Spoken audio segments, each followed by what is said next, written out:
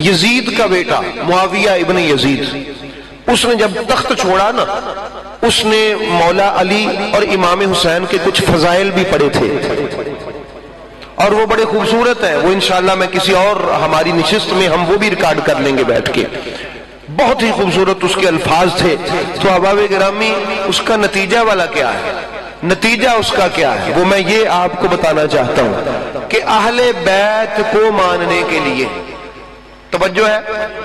میں یہاں آپ کو بھرپور متوجہ کرنا چاہوں گا، اور صرف چند سیکنڈ کی میری بات ہے. اہل بیت کو ماننے کے لیے، ان کی فضیلتوں کو تسلیم کرنے کے لیے، سن لیجئے گا میں یہ جملہ ابھی ایک دو ڈیڑھ سیکنڈ میں ختم ہونے والا ہے. توجہ سے، اہل بیت کو ماننے کے لیے، ان کی فضیلت کو تسلیم کرنے کے لیے حلالی ہونا ضروری ہے، اگرچہ وہ یزید ہی پوت ہوئے.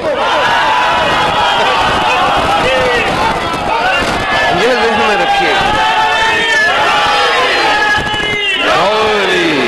اور مسئلہ سمجھ گئے؟ اہل بیت نو منن لی حلالی ہونا ضروری ہو، پاویں یزید دا ہی پوت ہو، حلالی ہوے من لے گا. یہ پیغام ہے. مسئلہ سمجھ آئے؟ ہائے بہت ہی خوبصورت ہے. یقین جانیے.